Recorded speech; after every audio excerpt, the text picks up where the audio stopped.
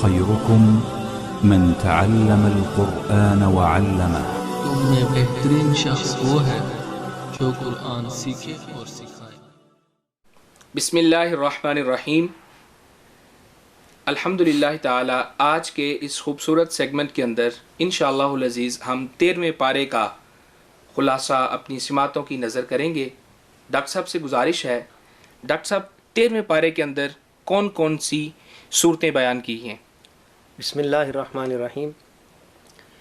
13ویں پارے میں بیسیکلی 3 صورتیں ہیں. ایک سورہ یوسف جو 12ویں پارے سے چلی آ رہی ہے، اس کے بعد سورہ رعد اور پھر سورہ ابراہیم اس کے اندر موجود ہے. ڈاکٹر صاحب دوسرا کویشچن آپ سے یہ ہے، ان صورتوں کے اندر کون کون سے مضامین بیان کیے گئے ہیں؟ سورہ یوسف کے اندر جو حضرت یوسف علیہ السلام کا قصہ ہے اس کی تکمیل ہے، اور اس کے بعد جو سورہ رعد ہے اس میں 5 اہم مضامین بیان کیے گئے ہیں. نمبر 1 قرآن مجید کی حقانیت کا ذکر ہے. نمبر 2 توحید کا ذکر ہے. اور پھر اللہ رب العزت نے اس کون سے یعنی اس کائنات سے آسمانوں کے، زمین کے، سورج، چاند، ستارے، ہوائیں، ان چیزوں کی اگزامپلز دے کے یہ سمجھایا ہے کہ دیکھیں ان کو چلانے والا اور ان کی تدبیر کرنے والا اللہ رب العزت ہی ہے، اس کے سوا اور کوئی نہیں ہے. تیسرے نمبر پہ قیامت کا ذکر ہے. پھر چوتھے نمبر پہ رسالت کی بات ہوئی کہ ہر قوم کے لیے اللہ نے ایک رسول بھیجا. اور 5ویں نمبر پہ متقین اور اشقیاء، ان دونوں کی کچھ علامات اور صفات بیان ہوئی ہیں. تو یوں سورہ رعد کے اندر یہ 5 اہم موضوعات موجود ہیں. اس کے بعد سورہ ابراہیم کے اندر بھی اسی طرح 5 اہم مضامین بیان کیے گئے ہیں. نمبر 1 توحید، نمبر 2 رسالت، نمبر 3 آخرت، نمبر 4 حضرت ابراہیم علیہ السلام کے 6 دعائیں ہیں ان کی، اور کچھ متفرق اہم باتیں موجود ہیں اس صورت کے اندر بھی. ڈاکٹر صاحب ان صورتوں کی جیسا کہ آپ نے وضاحت کر دی اور تفصیل سے بھی آگاہ کر دیا، اب آپ سے تیسرا کویشچن یہ ہے کہ ان موضوعات کے اندر ہمارا عملی زندگی کے ساتھ کیا تعلق ہے، اور بالخصوص متقین اور اشقیاء کی جو علامات بیان کی گئی ہیں ان کی وضاحت کیجیے.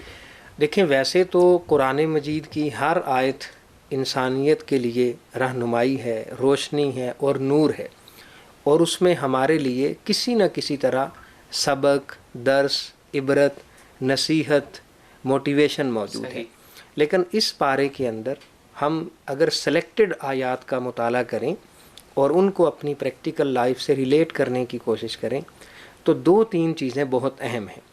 نمبر 1 یہ کہ متقین کی جو 8 صفات اس پارے میں بیان ہوئی ہیں، ہمیں یہ جائزہ لینے کی ضرورت ہے کہ وہ کس حد تک یہ والی صفات ہمارے اندر موجود ہیں.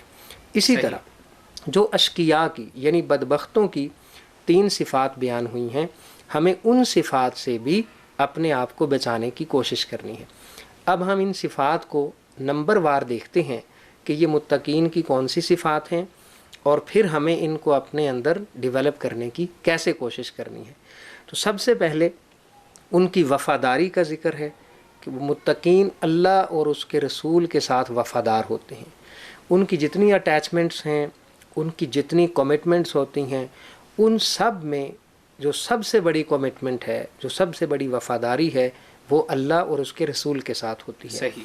دوسرے نمبر پہ وہ صلہ رحمی کرتے ہیں. تیسرے نمبر پہ ان کے اندر خدا خوفی کا ایلیمنٹ ہوتا ہے. وہ حرام کے قریب تک نہیں پھٹکتے، بلکہ وہ جگہیں جو ان پر مشتبہ ہو جاتی ہیں اور جہاں وہ کنفیوژن کا شکار ہوتے ہیں، وہ کنفیوژن کی وجہ سے بعض جائز چیزوں کو بھی چھوڑ دیتے ہیں. اس کے بعد بتایا گیا کہ ان کے اندر آخرت کا خوف ہوتا ہے، کہ وہ دنیا اورینٹڈ نہیں ہوتے بلکہ وہ آخرت اورینٹڈ ہوتے ہیں. یعنی وہ جیسا کہ قرآن و حدیث کے مختلف نصوص سے یہ بات ثابت اور واضح ہے کہ دنیا کو وہ امتحان گاہ سمجھتے ہیں کہ یہاں ہم آزمائش کے لیے آئے ہوئے ہیں اور یہاں ہم نے ہمیشہ نہیں رہنا. اسی طرح ان کی ایک بہت بڑی خوبی یہ ہوتی ہے کہ ان کے اندر صبر کی صفت ہوتی ہے، یعنی وہ ناگوار حالات میں، مصائب میں، تکلیفوں میں، پریشانیوں میں، بیماریوں میں، نامساد حالات کے اندر وہ اللہ رب العزت کی بارگاہ میں دعا کرتے ہیں اور نماز اور صبر کے ذریعے مدد مانگتے ہیں۔ اسی طریقے سے وہ نماز کی پابندی کرتے ہیں اور جو ان کو اللہ رب العزت نے رزق دیا ہوتا ہے اس میں سے اپنی استطاعت کے مطابق خرچ کرتے رہتے ہیں۔ یہ وہ صفات ہیں، نماز کی پابندی، صبر اور صدقہ کرنا، یہ جو 3 صفات ہیں بطور خاص، یہ آپ قرآن مجید کو پڑھنا شروع کریں ایک طرف سے تو کچھ وقفے کے بعد آپ کو آیات کے اندر یہ 3 صفات بطور خاص نمایاں نظر آنا شروع ہو جائیں گی، یعنی ان کی بار بار تلقین کی گئی، ان کو بار بار ریپیٹ کیا گیا۔ اسی طریقے سے ان کی ایک بہت بڑی خوبی یہ ہوتی ہے کہ اگر ان کے ساتھ کوئی برا سلوک کرے تو اس کے جواب میں وہ برے طریقے سے پیش نہیں آتے بلکہ اچھے طریقے سے پیش آتے ہیں۔ تو یہ متقین کی صفات ہیں جنہیں ہم نے اپنے اندر ڈیولپ کرنے کی ضرورت ہے۔ اسی طرح اشقیاء کی جو صفات بیان ہوئیں، ان کی جو علامات ہیں، اس میں یہ ہے کہ وہ ایک تو وعدہ خلافی کرتے ہیں۔ ہماری سوسائٹی کے اندر وعدہ خلافی کا ایلیمنٹ بہت عام ہو چکا ہے۔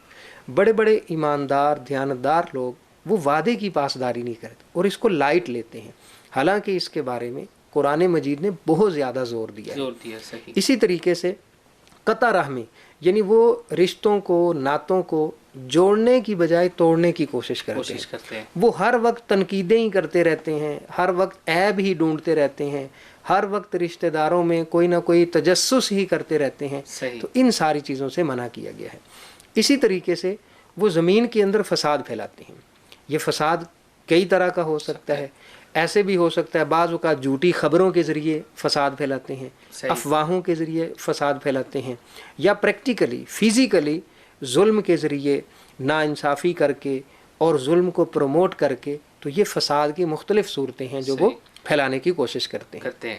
تو یہ اہم مضامین ہیں اور ان سے آج ہمیں میرے خیال میں یہ کمٹمنٹ کرنا چاہیے کہ متقین کی یہ جو صفات بیان ہوئی ہیں، جن میں وفاداری ہے کہ اللہ اور اس کے رسول کے ساتھ وفاداری، اللہ کا خوف، قیامت کا یعنی آخرت کا خوف، پھر صبر والی صفت اپنے اندر پیدا کرنا، نماز کی پابندی کرنا، صلہ رحمی کرنا اور برائی کا جواب اچھائی کے ساتھ دینا۔